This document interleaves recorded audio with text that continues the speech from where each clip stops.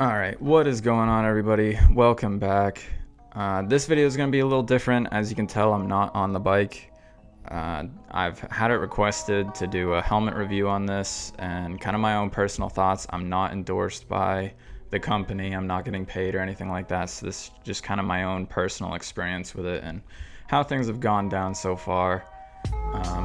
For those that don't know, this is an Atlas 2.0 made by Ruroc. This is their second render of a helmet. They came out with the Atlas 1.0 and then quickly got feedback and updated it to be the 2.0, and they fixed some minor flaws and some sound problems that was going on. This is the Toxin design that's on it. It's not painted or anything, it's just a sticker that goes on top of it, but the adhesive they use and the QC that the helmet goes through is pretty well. There are some guys who have had problems with the sticker having like problems on it or anything like that, but they do try their best. You can see I've got, it's not even a scratch. You can see like right here, I'm not sure if the camera's even picking this up, but this is a little tiny like blemish that was made when this sticker was printed, but it's not that big a deal to me because it doesn't really bug me that much. Right off the bat, you can tell that I've got a lot of stuff going on with this helmet. I've got my Gopro mount that you guys could probably be able to tell from my other videos. It's a side mount. And then on the other side, I've got a Sena 30K that I can use to talk to people or just listen to music, whatever I want to do that day.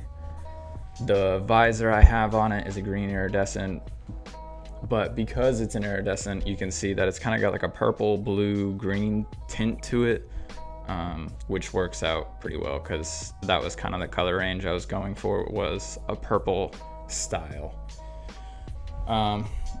You can see right here, it's got a pin lock system on it. That way at high speeds, your helmet isn't gonna come up from wind or anything like that. Granted, I never go fast enough to even pull a visor like that open, but it does help, and it helps with sealing and noise control and all other sorts of things when it comes to riding in the rain or you're riding on a super windy day, whatever the case may be. It's got a watertight seal right here. The last helmet, the 1.0, had a problem where the water would come down through the top of the visor and would actually leak down through and would get up on your face, and that was no good. But if we look under it, you can see it's just as much of a mess because I've got wires for both my Sena, I've got it for my GoPro. So this helmet's kind of strictly set up for just me, and that's really all you need to do because it's your helmet. You shouldn't be lending it out. But anyways, this right here, if you guys can see this little hatch, they sell a Bluetooth audio system that just clicks right in the back right here. You just got to take these two little screws off. I didn't get it because I already had a Sena and I didn't really need it, but the downside with if you were to go with their Bluetooth is right now it's not capable of doing communications. You can only talk through your phone. You can't just sync up with another person that has the same Bluetooth system. They said they're working on getting one, but it's not out as of right now. So we'll kind of see where that goes. Probably my favorite part about this helmet is the locking. You can see it just quickly snaps right in. It's all magnetic, and I will admit that when I heard about it, I was a little nervous because you don't want just a magnet holding on when it comes to your life. But the way they designed it, and there's actually videos of them testing it, is this strap is super strong. You can see it hooks right in to like a little cubby essentially, and you just have, the only way you can take it off is by pulling this red tab. If you throw this helmet around by it, it's not gonna go anywhere. It's super sturdy. Right here you can see the two emergency tabs. Those you can just pull and it will actually pop out all of the padding on the inside, but I'll do that in a little bit. Up here you can see that I got the long chin curtain. It comes with a short chin curtain that's probably like an inch shorter, and I bought this because wind noise was really important to me and I didn't want my helmet to be too loud. But with that being said, let me get to a downside of this helmet. Is these side vents are great at ventilating. They let in a ton of air, but there's no way of closing them. So if you want to have the option to kind of plug these in, you're gonna have to take it upon yourself and take like some duct tape, or if you have a 3D printer, maybe you can print something out that just slides right in there. But as of right now, there's no way that you can plug it unless you were to jimmy rig it yourself. This front mouthpiece does have a vent plug that has 3 positions, up, middle, and down. That can kind of just change the amount of airflow and the direction of the airflow that you want it going, but that's not a huge deal to me. This was something they changed with the 2.0. On the 1.0, they actually had you needed a screwdriver in order to take this on and off. But with these new ones, you can just do a little quarter turn or half turn. Do a little quarter turn or half turn, and don't do that. And the visor comes right off, just like that. And it's easy enough to do. You can change out your visors. They send it with a black tinted visor and a clear visor for night riding.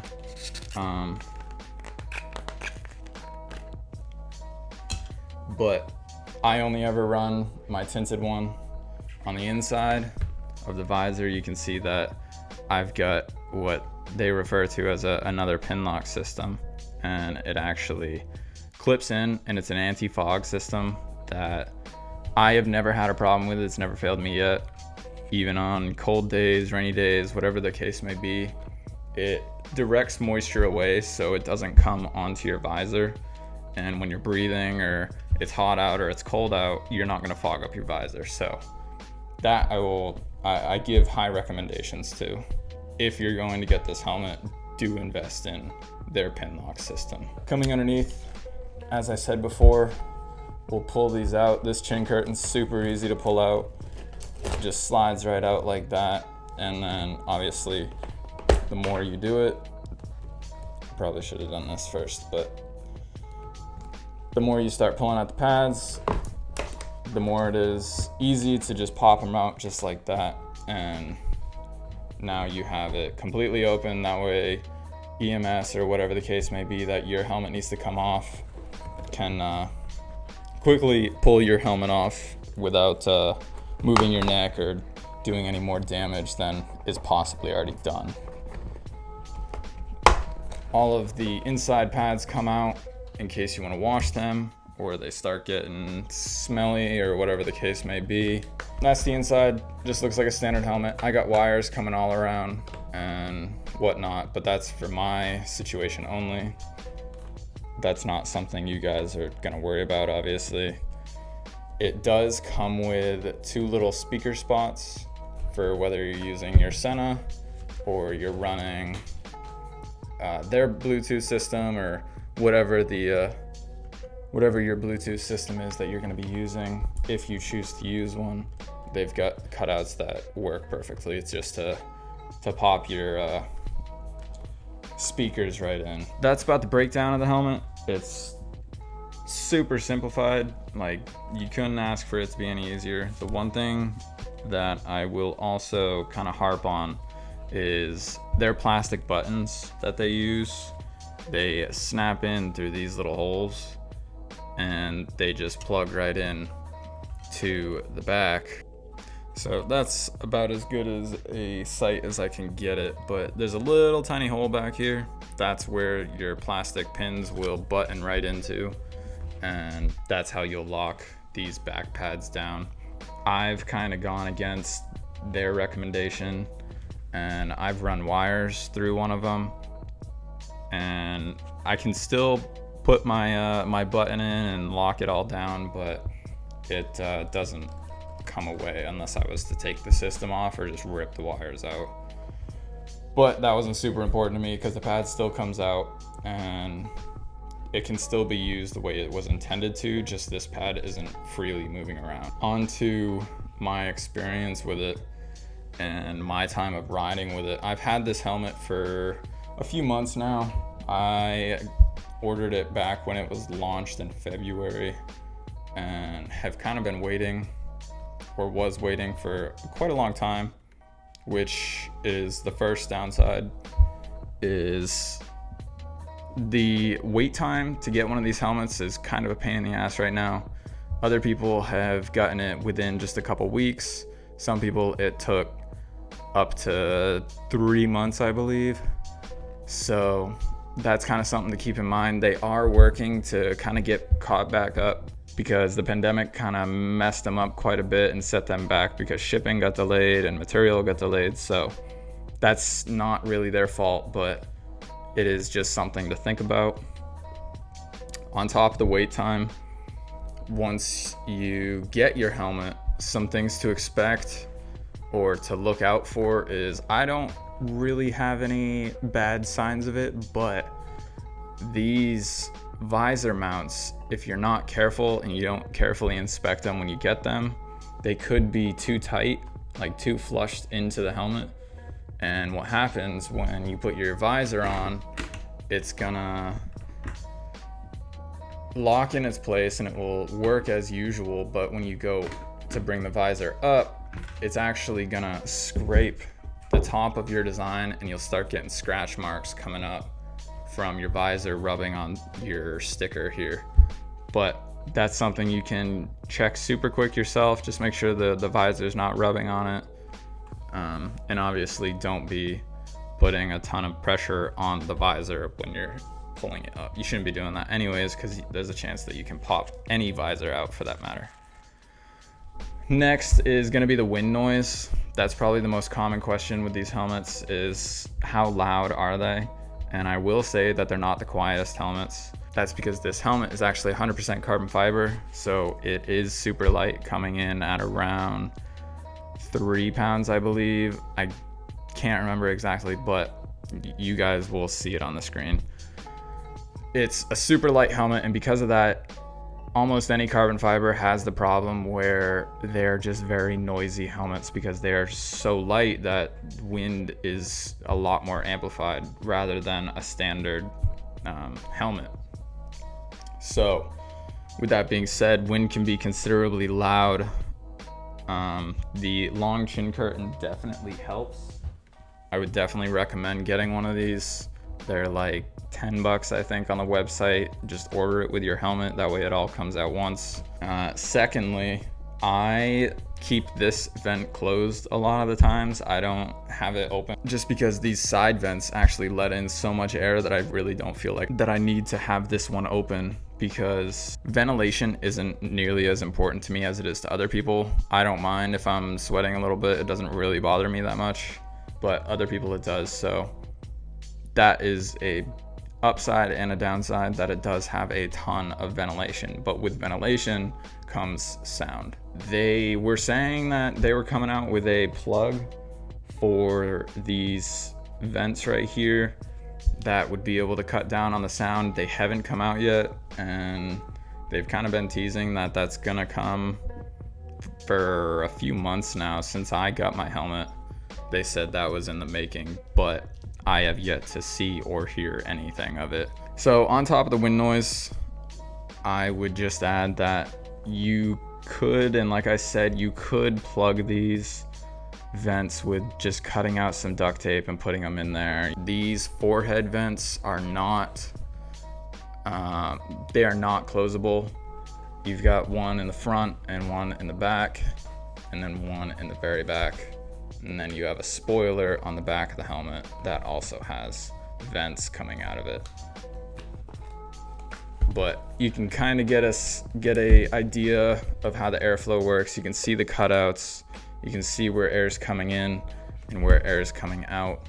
It doesn't look anything crazy, but I can promise that if you want a super ventilated helmet, this helmet does the job very good. If you're looking for a helmet that's gonna be really quiet, I wouldn't point you towards this helmet. There are ways you could make this helmet quiet, but it's not gonna come from the factory like one of the quietest helmets you've ever had. So do keep that in mind. If you wanna ride with like headphones in or earplugs, then I would recommend it if sound is important to you, but you do want this helmet and you don't wanna take the time to figure out how to plug these two vents and some of your forehead vents. This is the helmet I was coming from. This is an Icon Airflite. I put my GoPro mount originally on the mouthpiece of this helmet. It's something I've been considering doing on the Ruroc, but I just haven't done yet. This helmet I would say is about just as noisy as the Ruroc in my experience of using it. I've put quite a few miles on this helmet. I can do a whole separate review on this helmet if people want to see that, but it's not. This video isn't about this helmet, but I figured I would show you guys the helmet I'm coming from. You can see I've had to do some of my own jimmy rigging to get my Sena to fit on there, but overall this is kind of a really good starter helmet. But I can make a totally different video on this if people want to see a breakdown of this helmet and get some reviews. It's definitely more affordable than the Ruroc. I'll put the prices side by side and you guys will be able to see those, but this one's not all carbon fiber. This one is. This one has some really cool designs, but they definitely kind of have the market for me when it comes to designs that I actually like. The only thing about this helmet that I will say is the visor really is like no other. It's just a really different shape of a visor that hasn't really been done before, so I can appreciate that from Icon, but that's for a different video. Back to this one, I'll put it back together and it's gonna magically appear as the way it was, and we'll kind of finish up going over some of the things about this helmet. If you guys have any more questions about this helmet afterwards, you can always reach out in the comments or reach out on Instagram and ask me any questions that I might have missed during this video. Voila, and just like that, the helmet's back to normal. The power of editing, it's amazing. But that is gonna about wrap up what I have to say. One more thing I did want to add because I didn't think of it. These back pins back here, the one that I ran a wire through, even when you don't do anything to them, the 3D printer they use that prints them off tends to have some problems when it comes to just either not printing them super clean or they get torn up in the mail, whatever. But either way, these back pins they use, I'm on my second set because the first set looked like a dog chewed on them. So they did send me a second set 100% free. I didn't even have to pay shipping. They were super helpful with that, so bravo on that. But that is one thing to, if you buy this helmet, to definitely look over, make sure all your 3D printed buttons that lock your pads in, make sure all those look really good and that they're not torn up or anything. But that's something you should do with any helmet, really, not just this one, is just look over the helmet. You don't want a helmet that's got damage done to it, whether it happened in transit or it just slipped through the QC program. Either way, it's a really, really good helmet. I have not a big list of complaints with it. It's something to think about if you have the wallet for it, if you're able to justify spending that much on a helmet. If not, there are plenty of other helmets that can do the job really well and is not going to cost you nearly as much. I will say that for being a 100% carbon fiber helmet, the price is super competitive, so I don't know if you're going to find a much better deal on a full carbon fiber helmet for the same price point. Typically they're getting closer to $1,000 a helmet, so that is something to think about if you are just looking for a carbon fiber helmet. That if you want to save a little extra cash and keep some in your wallet, then I would definitely point you in this direction, because it's overall, it's a pretty good helmet. If you have any problems with it, the customer support is fantastic. They've helped me with any problems I've had, any questions I've had. They do offer a military discount worldwide, so that's another thing. If you are serving, then you can get a discount through these guys on their website. You just got to talk to a customer rep. Other than that, that's all I got for this video. If you guys have any more questions, put them down in the comments. Reach out to me on Instagram. I'll answer as many as I can. But if you enjoyed this video, think about subscribing. Leave a comment, hit the like button. Anything you do is seriously greatly appreciated. Find me over on Instagram at @theofficialnut. Link will be down below. I now have a Facebook page that you can go over there, and if you don't use Instagram, you can use Facebook, whatever. But both of them will be updated with pictures. Next video, or the video after that, I should be in Mississippi. So there's some bike reviews that I plan on doing down there. So that's something to look forward to. But until next week, I will see you guys in the next video.